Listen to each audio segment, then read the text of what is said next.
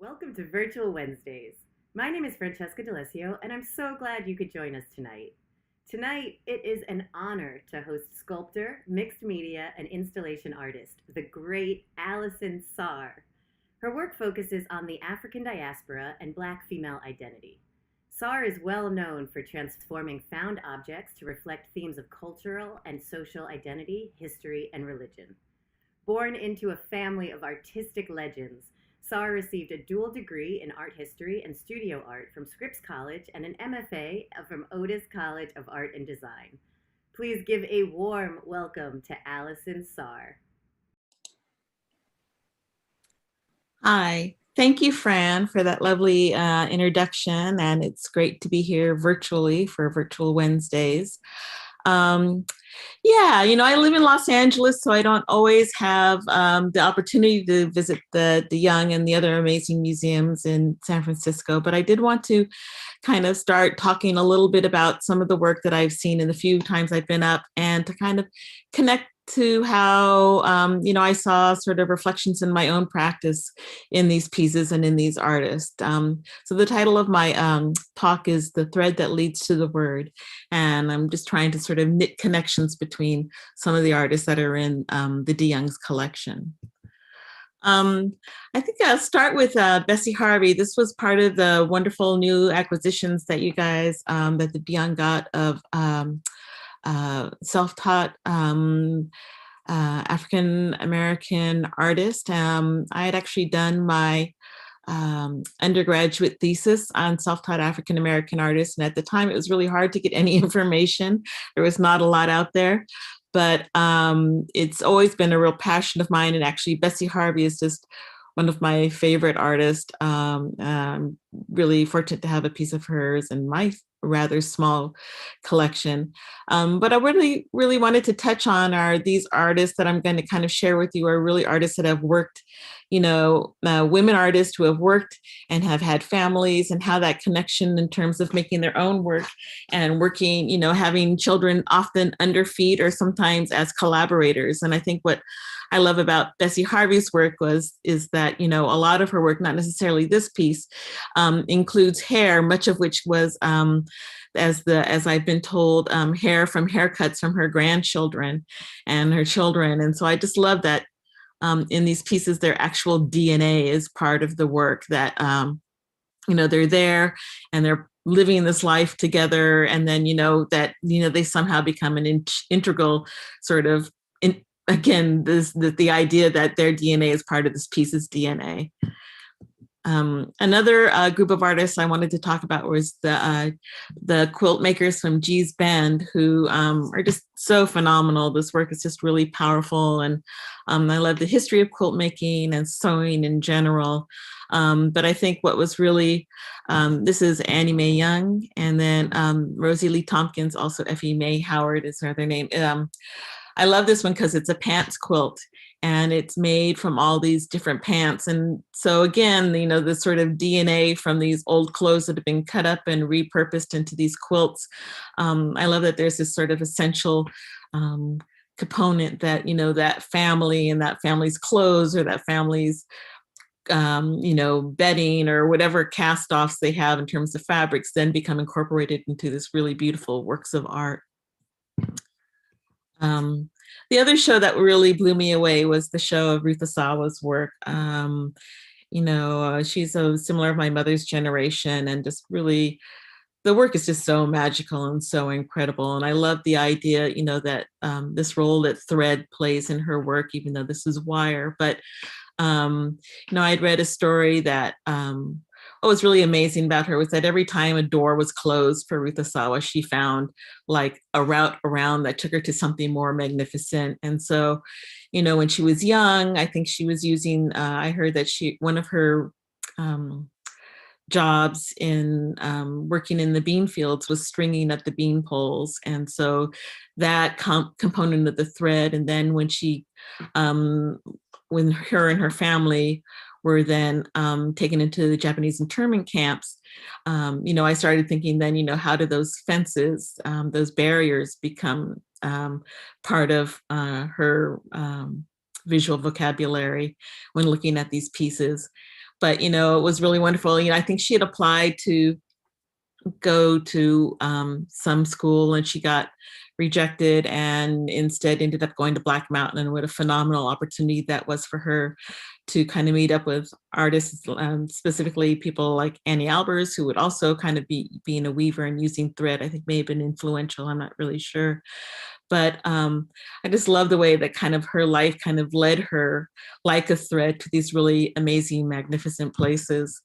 Um, and then this is, of course, my favorite image of her with all of her children, one of them bare bottomed, you know, and she's trying to work and they're all right there. One of them's up on the table. And it kind of reminded me, I mean, I only have two sisters, but it kind of reminded me of sort of the artistic process for my mother, where, you know, we didn't have a luxury of having, like many male artists have, their separate studios and they can just kind of walk out the door and be somewhere else. You know, so many women artists worked with their children basically there. And sometimes they would be, you know, called in to assist in one way or the other, or, you know, you just kind of made room for them. And so that really reminded me a lot of growing up in my mother's studio, which was at home. And, you know, she had all of her printmaking materials in the kitchen, and just how, you know, it's just an integral part of our lives. And, you know, I think it's enriching to see how I think some of that carries over into the work itself. And so this is a picture of myself and my older sister, Leslie, with my mother at the Watts Towers. Again, kind of another artist who uses cast off materials to make amazing, fantastic things. And then I wanted to show an image of myself and Dr. Beige at Lamiere Sculpture Park. And so this is my daughter, Maddie, and my son, Kyle. And so they really grew up.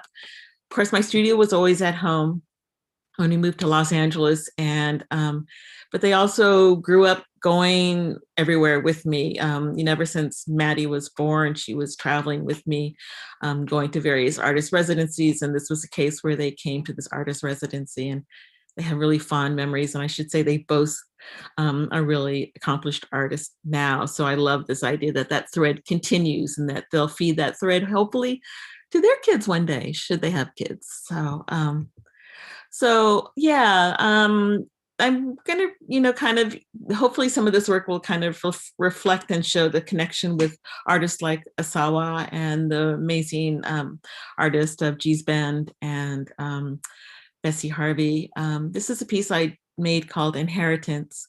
It's a portrait of, it's kind of a dual portrait. On one hand, it's a portrait I had gone to Senegal for an exhibition that I had during Dakar. And I was just really kind of blown away by these young kids who were, you know, helping their mother do stuff, carrying stuff on their heads or carrying their younger siblings on their backs or wrangling their younger siblings. And how, again, this family, this cohesive family thing was such an integral part of their lives, and how things got done as a community. I thought was really phenomenal. And there was also a portrait of my mother who, when she was quite young, her father died, and on his deathbed, he requested that, you know, she helped her mother take care of her younger siblings, her younger sister and her baby brother. And I think it really formed who she was. And so to me, this is sort of a tribute to all the child atlases out there who, you know, are kind of handed these sort of responsibilities that are maybe unwieldy. So here's this young child trying to, you know, wrangle this sort of wrapped, wounded world upon her head, and try to also kind of keep her cool. The piece is called Inheritance. This piece is called Compton Nocturne. You know, I'm really love kind of marrying sort of Western art with non-Western art and ideas, and Western mythology with non-Western mythology and ideologies. And so this piece, Compton Nocturne, is kind of playing off of the kind of classical Western odalisque, but then kind of taking it, bringing it home and kind of trying to own that. And so this is this figure that lays on the ground, and she has these bottle trees in her hair. And it's sort of, you know, traditionally bottle trees are to kind of ward off or to kind of attract and entrap mischievous or just downright bad students, spirits that are kind of coming into your yard or into your territory. Here, though, I feel that these are the spirits in her head that are kind of escaping or being contained. And I think of them as her dreams and her fears and her aspirations. And then this piece is called Shorn. So you'll see that a lot of my work involves sort of this wire kind of as a representative of hair. And also a sort of thread, I guess. But in this piece, the figure is basically, it's a piece about grieving as well as about kind of letting go. And I think I did this piece shortly after my daughter went away to school, and I was kind of suffering from empty nest. And I realized that, both my children were my ballast. They kind of gave me a sort of the function to my day. That's how I knew what time it was, whether I had to pick someone up or drop someone off, sort of thing. And so for me, that kind of, her kind of, becoming an adult and moving on and going away to college really kind of left me feeling like, who am I and what is my purpose? And so in this piece, basically, this figure has basically cut all of her hair off in this mourning of loss, and as sort of an attempt to remake and reform and kind of try to understand who she is when she's not a mother. And then this piece is called Cat's Cradle. Again, this sort of thread, which, on one hand, it's a child's game, and it looks like she's just kind of playing, this child's game. She's kind of a pubescent girl. And then you realize where this thread is coming from, and that it's kind of her menses, her menstrual blood. And she's kind of, it's kind of that stage where girls have kind of like starting to have their period and become their menses, but they're still kind of between two worlds. They're still a child on one hand and, very much a woman on the other hand, and kind of trying to grapple with understanding this transition in her life. This piece is called Cotton Eater. And I had gone to New Orleans to do a residency at the Joan Mitchell Foundation, or Joan Mitchell Center. And it was maybe 5, 6, 8 years after Katrina. And, I remember when it was happening, the horror of this could not believe what we were seeing in terms of, so many people displaced and so many tragic deaths. And, it just seemed unreal, bodies basically in the street and floating in the water. And it was just like so horrific, just difficult to comprehend. And then to go back, and then there were all these promises that they're going to build New Orleans better than ever. And, this is kind of what New Orleans needed, but, it was also kind of like the sort of, in a weird sort of way, I don't want to say ethnic cleansing, but basically a way to kind of move out a lot of those communities. And when I went there sometime later, I would go through, on my way to my studio, I'd ride my bike through the Treme, and to see house after house still empty, the red X's were still even painted on the doors. And for me, it was just kind of like, what happened to those promises? And were they just empty promises? And was it just seen as an opportunity to kind of push gentrification in New Orleans? And so this piece is really about the Cotton Eater, kind of again playing off of sort of traditional Western mythology, Ulysses, and where they're on the island of the Lotus Eaters. And, these lotuses were basically these sort of drugs that were making them very complacent, and they're feeling pretty good. And all of a sudden they weren't so eager to get back home and all this stuff. And so kind of this sort of, this drug of promises, I guess, is what I'm trying to talk about. And so here, this figure is picking the cotton and eating the cotton and becoming quite full, but of course it's all non-nutritional. And so she's basically starving herself to death as well. And then these were the drawings that I did while I was at the Joan Mitchell Center. I found these really amazing sugar sacks, and they had this beautiful, you can see the kind of stained patina on them. And that was the only thing I really took with me when I went on this residency. I wasn't sure what I was going to do. And all of a sudden, all of these things came together in terms of, looking at New Orleans and kind of understanding that history. and the history of not so much cotton being grown there, but a plantation. Some of them were cotton plantations, but most of those were a little further east. But this notion, again, of eating cotton and it being sort of this way to fill you up, but not to really be fed. This is a piece I had gotten invited to do a residency around 2008, was that? At the,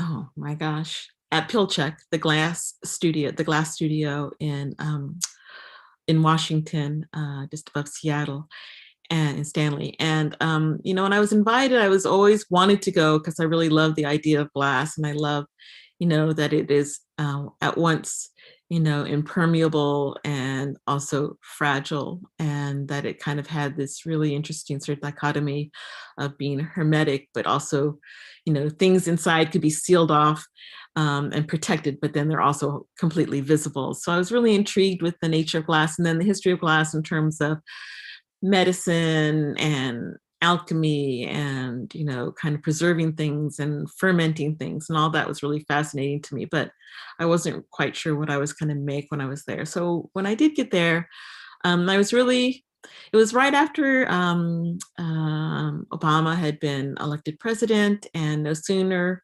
had we got done dancing in the street, we started to see all of this darkness crawl out from under the rock, and seeing really horrible racist cartoons being published online, and some of them actually, even in real papers and stuff like that. And just all this really hateful, vitriolic language that was coming to the surface. And, we kind of felt like, having a Black or biracial president, that we kind of pushed beyond those things. And then, unfortunately, that was just the tip of the iceberg. And we're experiencing the full brunt, or what I would hope is the full brunt, I hope it doesn't get any worse, of sort of white supremacism, the resurrection of white supremacism. And I don't think it ever went away, but I think it was not necessarily visible. And of course, with access to social media, it is very much alive and well. And so I wanted to kind of create these distilleries, because I was thinking, well, what does it take to basically obliterate racism and bigotry? And I thought to really do that, you had to understand the essence of it, what was really causing it. And someone was talking about that art doesn't make answers, and art poses questions. And so I think this is very much a question as to how do we get to, the basis of this hateful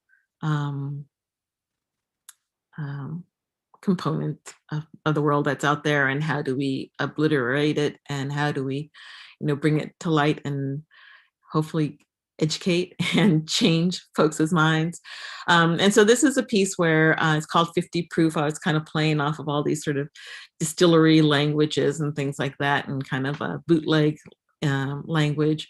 And so it's a basin of black water that you kind of pump up, and it goes through this glass heart, and then it goes into this clear head, and it fills up to her eyes, and then she cries black tears. And in some ways it's a self-portrait. It's kind of, the sort of myth of the tragic mulatto, where we belong in neither world, that, we're not black enough to be black, and we're not white enough to be white. We sit somewhere in betwixt two worlds in this kind of curious limbo. And so she has this coal tar soap on one hand and this ivory soap on the other hand, and just trying to figure it out. This piece is called Wait, which was also part of an exhibit I did called Still, STILL ... Again, kind of playing off of, bootleg moonshine stills or distilleries, but also talking about still, are we still talking about these same things? Do we still have to fight the same battle that our parents and our grandparents and our great grandparents have fought? And when, will it all come to an end? And so this piece was basically, on one hand, you see this young girl on a swing, and you think, she's going to be, that is kind of this sort of idyllic childhood experience, but you realize she's stripped bare. And then you realize that the swing is basically a seat that is part of a cotton scale, which were scales that were used in the field to kind of weigh whatever people had harvested and had in their cotton bag. And so her weight is being equated with a cornucopia of tools of domestic labor. And it came about because I was volunteering, working with some really amazingly talented students at a high school here in Los Angeles, an arts high school, and see them come in, never having had any art classes, and kind of, with just a real consistent opportunity to learn and have access to materials. They became these really incredible artists, and many of them, were first generation to apply to college, and the first generation to get accepted to college, and the first generation to even get grants and, pretty nice loans and things like that, but they still could not bridge that gap between, those that have and have not. And, many of them had to leave school after high school and help their families, many of whom their parents were working as domestic workers. Many of them were undocumented, and, just felt like such a cruel trick to pay on them to give them all these tools and, encourage them to apply to these colleges and, have their portfolios ready, and they get these great reviews and get accepted and all that, to only kind of be like smacked down again and say, basically, no, you can't really afford to go to college. And what you need to do is basically do what your parents and your grandparents and your great grandparents have been doing for generations. And a lot of that was cleaning other people's homes or cooking for other people or caring for other people's children. And it just felt, it was just about the heartbreak. And so this piece is called Wait, and also kind of playing off of the word W-A-I-T. This piece is called Deluge. And this is still kind of riffing off of Katrina and the history of African Americans and the floods, specifically the Great Mississippi Flood of 1926 and 1927. And so it's always been a real curious, tenuous sort of existence of African Americans and water and waterways. And I think part of that comes from diasporic entities like Mami Wata or Yamaya, these kind of river and water spirits that are so essential to who we were when we were in Africa and came over on the ships and became really essential to who we were here as Americans. Think of river baptisms and along those lines, and how the river gives so much, but the river can be wicked and dangerous and take so much as well. So this is a river spirit. This is a sort of Mami Wata who is basically spinning in a whirlpool of her hair. And then this piece, Breach, was kind of, again, looking at the Great Mississippi Flood.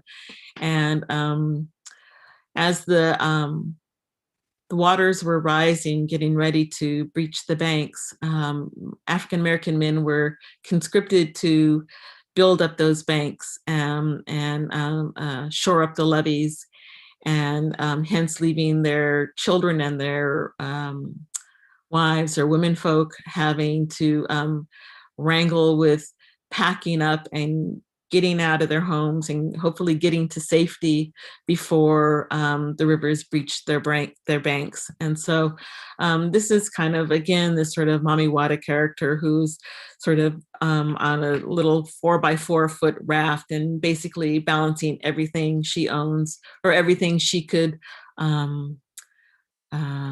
rescue from the waters upon her head. And so she's about 6 feet, and then it goes up maybe another, I don't know, something. She's about 14 feet tall, all done and said. And so when she's installed, she's basically paddling down, poling down the middle of the gallery. These are some details of some of the things she was able to save. And then I did a series of drawings and prints on found materials, and many of these materials are, again, like seed sacks or sugar sacks. Seed sacks actually would have been used to fill with sands and create sandbags. And so I love this idea that I kind of echoed back, that the materials echoed back. And they're probably, some of them are from the 20s, so they actually could have been used during the floods, or would have been materials available at the time. And then I did these, I was kind of playing with this idea of sort of dancing in the flood waters. And this piece is called Silt Shimmy. Kind of created these sort of dances about, kind of dancing kind of at the edge of the water, and whether these are dances of appeasement or dances of communing with river spirits, or what, it's not clear. But actually the challenge for making this piece was finding some silt, living in Los Angeles. And actually I had to dredge some up from the LA River. So it's probably a toxic silt, but there you go. And then these were the paintings I did also. Some of these were fabrics. This one actually is an old cot from the 1920s. So it has all these beautiful tears and whatnot in it. And this one, again, you can see the influence of the Geesben quilting traditions, although mine are rather simple and nowhere near the skill that they have. But I love that use of that material, and the material that these were pieces of fabric that came from that period of time, old jeans and what would you say, dishcloths and things like that, mattress ticking. And then this piece is called Silted Brow, and it's sort of an homage to those who didn't survive the floods, both the floods of 1927 and the floods of Katrina, and the many floods that we are still experiencing due to climate change. And so she's got silt in her eyes. She's small, she's maybe about 30 something inches long. And then this is a piece called Hades DWP, where I had done all of these etched drawings in these glass bottles and jugs. And it was kind of representing the 5 rivers of Hades, and to cross all those rivers to get to the underworld. And each river has a specific nature to it. There's Phlegethon, which is the river of fire, and now I'm gonna blank on all the names of the other ones, but one of them was the river of forgetting. And so that's the center one. So the water is clear, and it's got a cup that coincides in terms of its need. So it's kind of like this big gulp. And for Phlegethon, its ladle is a foundry ladle used for molten metal. So I kind of had this idea, and some of the bottles, little Phlegethon, the bottle is actually a kerosene bottle. So I kind of try to have those all things related. But what was really exciting for me was working with poet Samia Bashir. And I had asked her if she would make labels basically for these bottles. And she said, oh yeah, I'll do that. And she worked on it. And then she got back to me, said, they're not labels, they're voices. And so actually there's, if you can get an opportunity to hear her read them, she's very much, she performs the work in a really beautiful, meaningful way. So it was just really rich opportunity for me to work with a poet, and she's really incredible. But this piece is called Hades DWP, or Hades Department of Water and Power. And then after I'd done my still show, I bought all these beautiful moonshine jugs for just to put sunflowers in as a centerpiece. But afterwards, I had all these great jugs that I didn't know what to do with. And then I realized, oh, I can make these genies out of them. And so this is called juke joint gin, which is just terribly fun to say. And so you uncork it and rub it, and this guy comes out and he's dancing.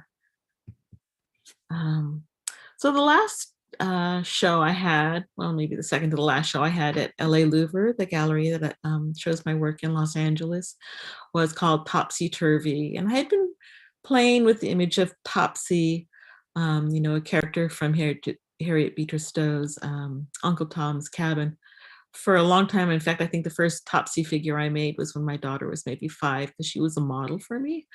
So, now, her being 20, well, when I made these, she was 25. So some 20 years later, I kind of returned to that character and was really kind of intrigued by her And so this piece is kind of pulling off, pulling from her and her kind of her pigtails and all of that. But then I decided to tie these cotton bolls to their hair as a camouflage. And the piece is called High Cotton. And so these are young girls kind of coming through the cabin, the cotton kind of creeping up on the big house. And each of them has a tool of their labor. Audre Lorde said you can't use the master's tool to bring down the master's house. But I kind of wanted to turn that around and say, well, maybe you can. And so we have the sickle on the far left is the crop of rice. And in the foreground, we have a bale hook for cotton. And then I think in the far back, we have a tobacco knife for tobacco, and then a cane knife for sugar cane. And then all the way on the right-hand side, did I say left? The right-hand side, she's holding a hoe, and a hoe would be for indigo. So these are the 5 major crops of slavery plantations in the United States. And they are all ready to take those tools and turn things around. And then this piece is called Topsy and the Golden Fleece. And in the story, at one point, Eva is kind of dying and she's on her bed, and she's always kind of portrayed as sort of the opposite of Topsy, where Topsy is dark and has unruly, I think they said tail-like tendrils for hair, and she's rowdy and mischievous. Eva, on the other hand, is golden-haired and alabaster skin. In fact, her hair is so golden that it is blinding to those that look upon it.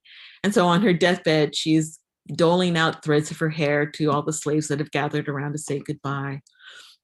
And I think people have speculated that this is Beatrice Stowe's way of saying that, this golden hair is the gift of Christianity. With the gift of Christianity, the slaves can become human, and they will be tame and civilized and sophisticated through the grace of God. And I kind of wanted to change that narrative a little bit. And at one point in the book, someone asked Topsy, who made you? And they're kind of trying to egg her on to say, well, God made me. I'm a product of God. And she hems and haws and says at one point, well, it says, nobody, basically, I don't think anyone made me. I just growed. And I love that she's kind of like not drinking the Kool-Aid, not subscribing to, that, Christianity, white man's Christianity is going to somehow save her from who she is, and to embrace who she is, that she is wild and she's an independent thinker and she's curious and she's smart. And so she's so smart, she realizes that if little Eva's power is in her golden hair, she doesn't want a few strands, she's just going to take the whole thing. So here she is holding Eva's gold-leafed scalp. And then I made a battle banner for all my little Topsy girls. So this is the wrath of Topsy, to be carried into battle. And then the white guys would be someone maybe like myself, a fair-skinned house slave who's probably somehow related to her master on one level or another, and her being sort of a spy in the big house. And she can report back. And if you look, well, you can't see it here, but she's holding, her weapon is her iron. And if you look closely at the very tip of the iron, you see a drop of blood. And then this piece is titled Bitter Crop, again, playing off of the odalisque, and this idea of kind of hiding amongst the cotton bolls with cotton tied to your hair as camouflage. And then this piece is, I promised myself when I started this show, because I was really angry, and this was a direct response to all the killings of Black men, women, and children by law enforcement. And so I went in, I said, well, I'm just going to allow myself to be angry, and these are going to be fierce pieces and violent pieces, quite frankly. And I promised myself that the last piece I would make would be somehow a resolution to that, or somehow a healing piece, or somehow a piece that gave us hope or was aspiring. I had some inkling of optimism, but it was really hard to get to that place. And so what I did was I made a piece called Jubilee, in which Topsy is kind of cutting off of her braids and just kind of letting her hair go wild, and just embracing who she is and relishing in her fine Black self. And then this piece is called Growed. So this is Topsy when she is grown, and she's kind of sitting on a cotton bale. And it is very much like a throne, a sickle in one hand and the bouquet of cotton bolls in the other. This is a cast bronze piece. I then did a show for the Freeze LA. It's an LA art fair. This is the first time I kind of participated in an art fair to this extent. It was really exciting because it's a huge audience outside of who normally see my work. And so I called the show Chaos in the Kitchen. And I think what I wanted to do was, again, kind of hoping for looking to some sort of comfort after all these 4 or 5 years of excruciating pain, not only in terms of differences, shall I say, or frustration with our previous president, and sort of anger with the rise of white supremacy, or basically the increased visibility of white supremacy in the United States. Again, I needed to kind of give myself a space where I felt like I could breathe, and a space that felt familiar, and a space that expressed love. It's been a rough ride, right? We've all kind of been through similar things. And so I did a show that kind of focused on the kitchen. And so this is a little painting I did called Congoline Resistance. Congoline, for those of you who are not familiar with it, is a hair processing concoction with a lot of toxic stuff in it, but basically it takes all the kink out of your hair, and will make your hair kind of silky and long and straight. And so again, this is a resistance to that. She's got hot comb in her teeth, and she is like, again, embracing. So I actually had looked at some really beautiful Congoline or pomade, actually, tin tops. And one of them would said, works on even the most stubborn and kinky hair. And I said, oh, well, we're just going to embrace the stubborn and kinky. So Congoline Resistance, stubborn and kinky, enough said.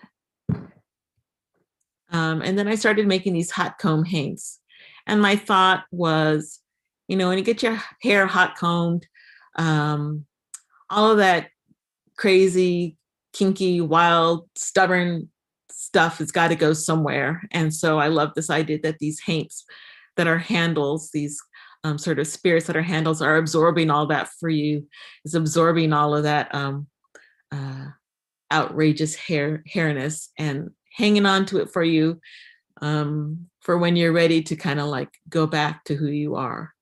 So, I just have amazing memories of hanging out with my mom in hair salons and kind of all the gossip. I loved it that it was like where all these Black women let their hair down, kind of, figuratively and literally. And, you're like a fly on the wall hearing all that was said, or having, our hair combed in my grandmother's kitchen with my aunt. And, the more you squirmed, the more likely you were going to get singed. And it was just a really interesting time. It was kind of like frustrating, after you had your hair combed, you couldn't go swimming. You had to kind of like be on this sort of like weird probation of fun activities. Don't you dare sweat. But I also loved that, just the time being together in the kitchen was just really rich and wonderful. And it's something I really have fond memories of. So I did a few of them. This is another hot comb paint. And these are found hot combs that I didn't use my own, but these were other ones that I collected on eBay. And then I decided to do a giant one called the Big Singe. And so she's about 7 feet tall. This hot comb is made out of wood, but so the Big Singe, kind of playing off of the Big Easy. And then I did a piece called Kitchen Amazon. And I Amazon's kind of messed up because Amazon has ruined the word Amazon for everyone. But, going back to mythology, the Amazons of mythology, and this being a band or an island of women that were fierce warriors and did not need men for anything other than to bring other Amazons into the world, sort of thing. And this one story that, I think Ulysses came up and said Hercules. Oh, I'm sorry, but demanded to bring home the girdle of the Queen of the Amazons, and so she was like, "Sure, take it," even though this was a magical girdle. And then there was some misunderstanding and some sort of tussle, and they ended up going in and slaughtering all the Amazons. And so I, again, wanted to give a different end to that story. And in this case, her girdle is of protection and power, is made out of skillets. And so it's quite heavy. It's probably like 100 pounds worth of skillets hanging on her hips, which is a kind of superhero feat in itself to be wearing it. But this idea that it would protect her, and then she is holding her big whopper skillet on her shoulder to become a weapon as well. And I should say her hair is barbed wire. These are some details. So these are all carved. I never talk about the technique. They're all carved out of wood, and then they're covered with sealing tin. So this skin, I love it because it's like keloiding, but it also is sort of this armor that, the color, this kind of beautiful black, dark brown skin becomes her armor. This piece is called Sorrow's Kitchen. Again, kind of alluding to Zora Neale Hurston's I've been to Sorrow's Kitchen and licked out all the pots, or licked the pots clean. I'm sorry, I really screw up quoting things, but this notion of kind of just surviving so many hardships, and how you still manage to pursue. And so here she is looking in her pot and seeing a reflection of herself. And then this piece is called Set to Simmer. Again, the odalisque, and traditionally these are kind of like these sort of like voyeuristic images of women in their toilette. Often they have Black women, kind of what's the right word? Black women sort of, tending to them. But in this case, this is a woman who is kind of laying out on the kitchen table, a taboo in most households. I know it was a taboo in mine.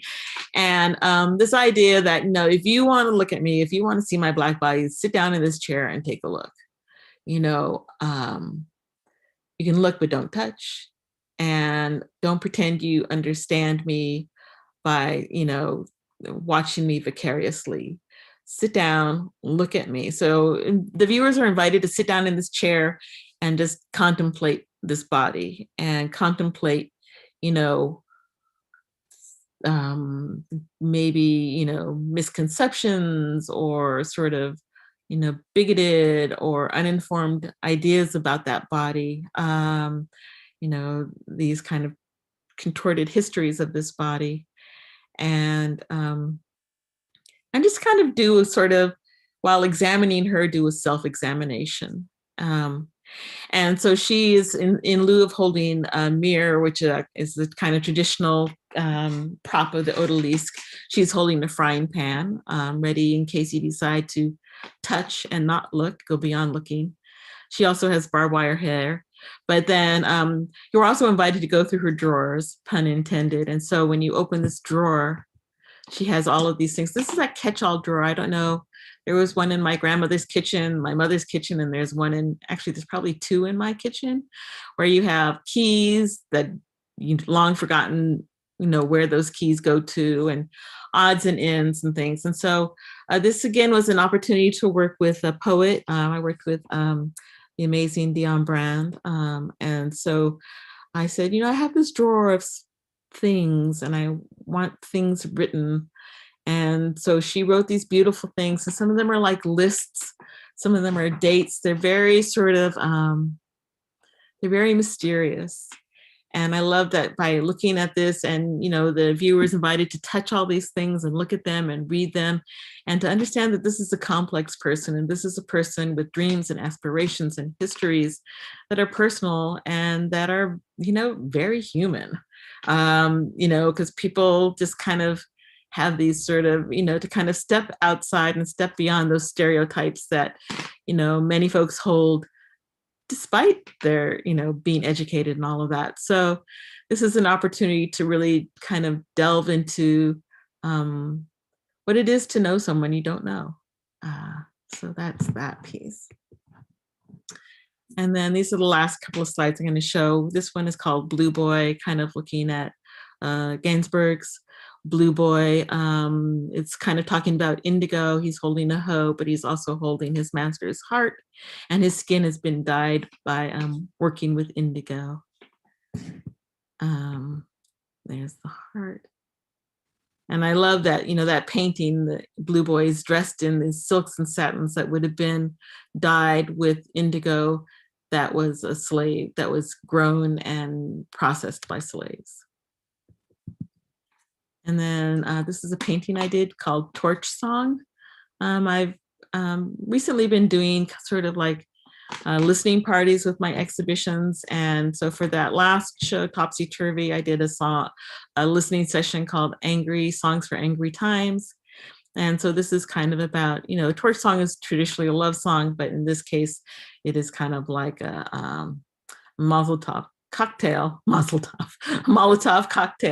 sort of idea that, these songs have power and that these songs are weapons. And you think of Nina Simone and her songs that were just like, or you think of Strange Fruit, this is nothing new, that songs have power. And a lot of times they're talking about things beyond, it's often cloaked in this idea of love, but, heartbreak. But really what's at the base of that is racial inadequate and racial, sorry, I'm getting a little tongue-tied and a little emotional, just inequities. Thank you. All right. And then this is the sculpture of that. And I love the idea that for these really powerful women singers and songwriters, the song is their weapon. And so what I've done is taken piano keys and made sort of a bandoliers out of them, kind of a la Pancho Villa.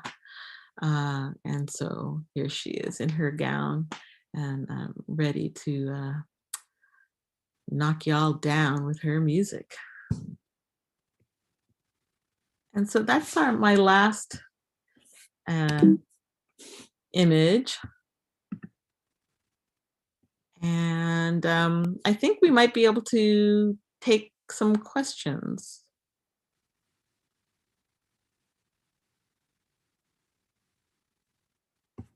And I think I open this.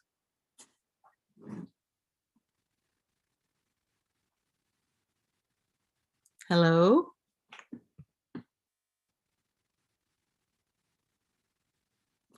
And you share the creative process and how do your ideas come up? So, a lot of times it's music. A lot of times it's the news.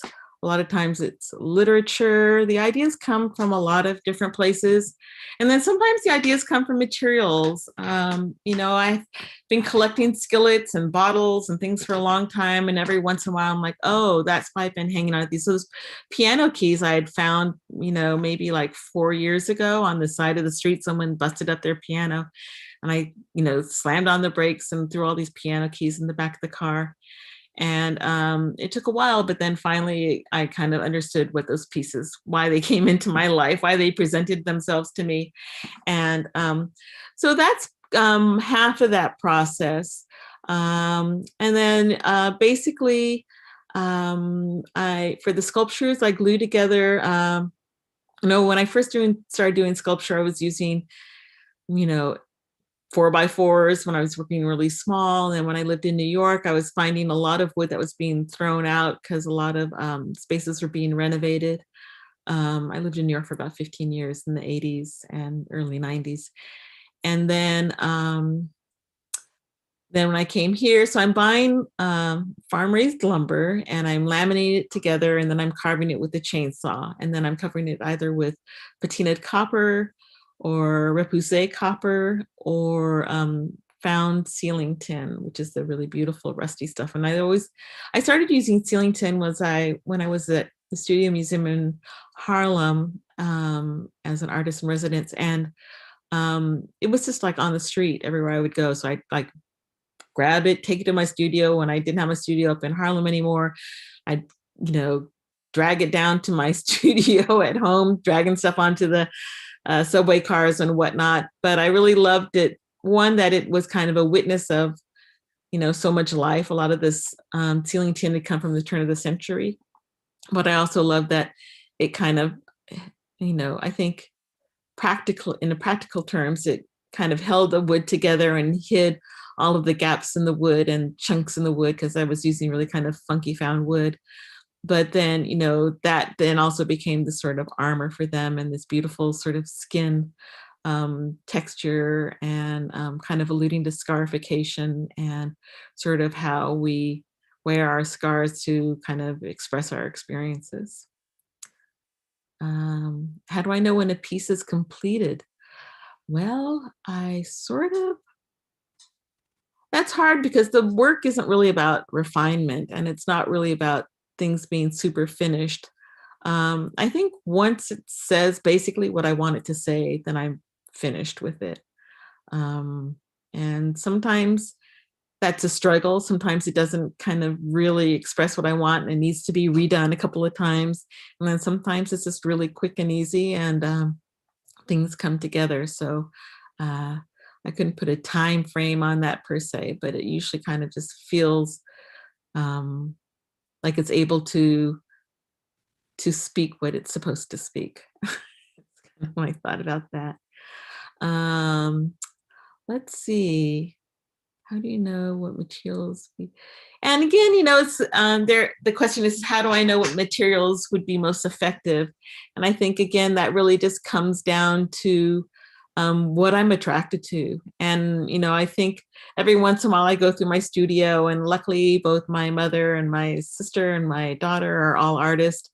And I also and my son as well. So if there's some materials that I've found and I don't feel like they're resonating or speaking to me, or that they're ever going to find a place in my practice, then I'll pass them on to someone else. Sometimes we are vying for the same materials, which is frustrating, but most of the time we can share. Let's see, mind sharing the meaning behind your necklace? Oh, this is a necklace by my daughter, Maddie, and I wanted a charm necklace. And so she made a personal charm necklace that has all these things that are meaningful to me, and some things that are meaningful to her. She's been making these ceramic watermelons.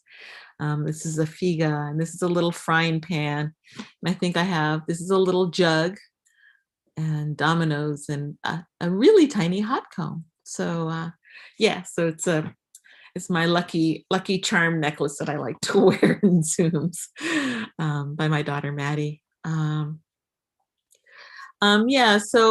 the question is, do my sculptures begin with drawings? So I do have a sketchbook, and I'll do like real simple, basic drawings, enough to kind of give me a place. Just basically talks about the idea. They're not very refined. My mother just had an exhibition of all her amazing sketchbooks, and mine are rather shabby by comparison, but they're just kind of to give me a sense of what I need to do and what shapes I want to put the wood together. And then, a lot of it, when you're carving, especially when you're carving with chainsaws, I start out with chainsaws, and then I kind of go back and work with chisels. So, it's kind of, there's not a lot of give and take. Once something's cut, it's cut. Although I do confess, I do use Bondo sometimes. So when things get overcut, and that again is the beauty of ceiling tin and copper, you can cover up all those screw ups. But Yeah, so I do that and I start carving it. And then as I get closer to the form, then I go back, I put the chainsaw down and I pick up chisels, mallets and chisels and carve that. And for the smaller pieces, I'll use sometimes Dremels and really finer carving tools. But for the most part, that's that. And so I think that's probably all the time we have for questions, but I wanted to thank everyone for coming. And yes, thanks so much for joining me. And thank you for having me on Virtual Wednesdays. Thanks. Thank you so much, Alison Saar. You continue to be one of my favorite artists. So excited to say that our museums are now open. We recommend booking your tickets in advance online at tickets.famsf.org. Thank you so much for joining us tonight, and we will see you next week.